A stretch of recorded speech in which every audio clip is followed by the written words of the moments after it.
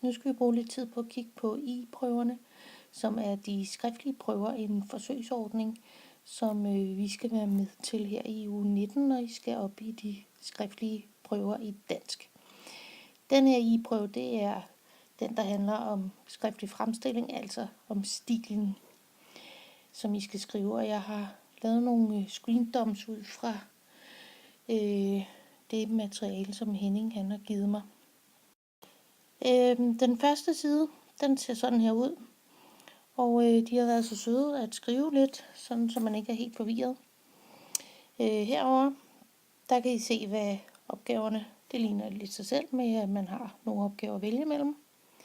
Hernede der står der også noget vigtigt. Der står for eksempel, at det er, hvor lang tid prøven tager. Det tager 3,5 time. Og samtidig så kommer det meget vigtige og nye, det er, at I har adgang til internettet med denne her prøveform. Det vil sige, at det ligner jo meget mere det, som I er vant til fra hverdagen, hvor I er vant til at researche på nettet. For eksempel efter emner eller forfattere eller genre eller andre idéer. Heroppe der er der 2 knapper. Dem vil jeg komme tilbage til senere i den her lille præsentationsvideo. Ellers så kan jeg bare læse op, hvad der står til eleven. Det er et eksempel på et opgavesæt i skriftlig fremstilling, hvor du har adgang til at bruge internettet. Du har mulighed for at bruge internettet både til løsning af opgaver og til generel søgning af information. Men du må fortsat ikke kommunikere med andre. Det vil sige, det er ikke i orden at gå på Facebook. Det er ikke i orden at sende e-mails eller bruge nogle andre chatredskaber. Hvis det bliver opdaget, så bliver I smidt ud. Det her er også rigtig vigtigt, det næste. Fordi I må gerne bruge citater fra tekster, og I må gerne bruge billeder eller andre ting, I har hentet fra nettet. I skal bare angive, hvor I har fundet det henne. Og hvis I citerer nogen direkte, så skal det markeres med anførselstegn. Det er rigtig, rigtig vigtigt, fordi hvis I har copy-pastet hele jeres opgave uden at skrive, at det er fra en kilde, så er det altså også noget, som I bliver nailet på.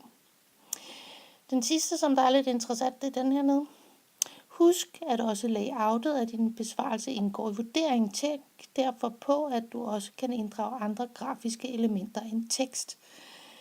Det vil så sige, at hvis I for eksempel skal skrive en avisartikel, så må I faktisk gerne gå ud og finde et billede, som I synes, der passer til. I skal bare huske at skrive, hvor I finder det.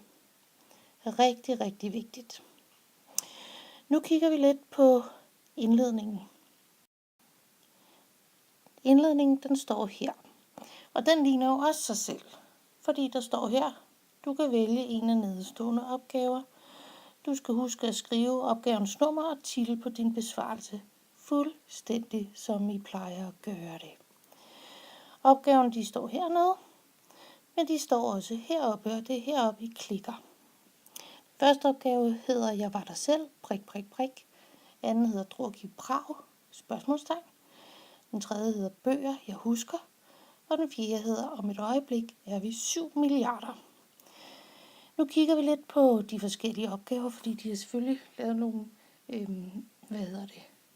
lavet nogle, der er lidt forskellige, også med hensyn til, hvilke muligheder der ligger på de her opgavesider.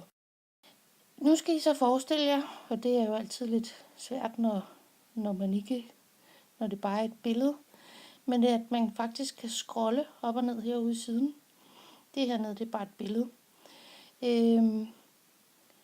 Men i denne her opgave, Jeg var der selv, der skal man skrive en historie til et populærvidenskabeligt magasin. Man kan for eksempel vælge en af de her historiske begivenheder, og så skrive en øjenvidenberetning ud fra dem. Ud fra det her billede hernede, der kan I jo selvfølgelig ikke skrive om Columbus' rejse til Amerika, og så er det her, I har mulighed for at researche på nettet. Det var den for ene slags opgave.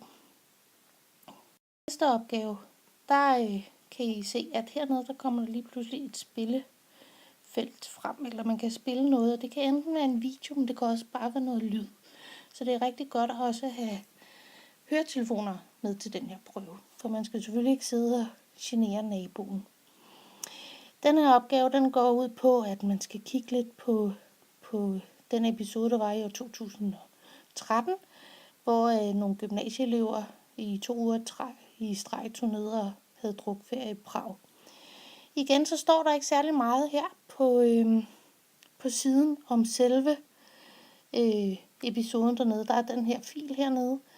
Men ellers så er det jo så, at I skal gå ud og researche lidt på emnet. Se hvilke klip er der taget. Det hernede er så taget fra TV2, det står der her. Og du skal skrive din holdning til ferierejser specielt rettet mod unge. Og hvis du ikke ved mere eller særlig meget om det, så har du mulighed for at gå på nettet og researche på det. Den her opgave, bøger jeg husker, der handler om forskellige aviser og blade, har spurgt kendte mennesker om deres oplevelser med bøger. Og så har de fundet hende her, Laura Bro, der fortæller om sine oplevelser. Og så er der så en pdf, man kan åbne for at se. Ja, der står, at det er Laura Bros liste over bøger. Men det er jo også lidt specielt, at man kan klikke ind på den. Så står der opgaven hernede. Skriv en klumme om læsningens betydning. I din klumme skal du ligesom Laura Bro blandt andet fortælle om den første bog, du selv har læst, osv. osv. osv. Og det hele står her. I kan også undersøge, hvis det er vigtigt for jer, hvem er Laura Bro for eksempel, eller hvordan har andre lavet sådan nogle klummer. Om et øjeblik er vi 7 milliarder. Det, der er specielt ved denne her opgave, det er, at der er en serie af billeder. I kan se her, der er 14 billeder i alt, og det er mulighed for at gå frem og tilbage i billedmaterialet. I skal skrive et essay, det står hernede. Læg mærke til, at alle opgaven de har stået i sådan nogle blå felter her. Og du skal reflektere over mulige fremtidsudsigter for jordens befolkning. I har mulighed for at gå ind og researche, hvornår det er, at vi regner med at være 7 milliarder mennesker på jorden, og og hvordan udviklingen er gået osv. osv. I kan jo også for eksempel bruge en historisk vinkel, hvor man kan se noget med pesten, hvordan at der har været sådan nogle epidemier eller andet. Nu har jeg så trykket på den der teknisk hjælp oppe i hjørnet. Og der står teknisk hjælp af en standardtekst, som er ens for alle opgaver. Det kan derfor være beskrevet emner, som ikke forekommer i denne opgave. Og her har de været tekniske hjælpere med, hvordan man skal afslutte opgaven. Og det giver jo næsten sig selv. Og når du så har trykket på den sidste, hvor der står afslut opgave, så kommer det her skilt frem, og du skal lukke din browser. Nu håber vi så bare til prøverne, at det hele ikke er afhængigt af Explorer, men at det også kan køre i Google Chrome. Og så må vi tage det stille og roligt. Men det, der er det fede ved det, er, at I netop har mulighed for at gøre, som I plejer. Det vil sige gå på nettet. Og igen, husk. Skriv altid, hvor I har fundet jeres informationer. Rigtig, rigtig vigtigt. Så er der igen at sige en held og lykke, og selvfølgelig går det godt.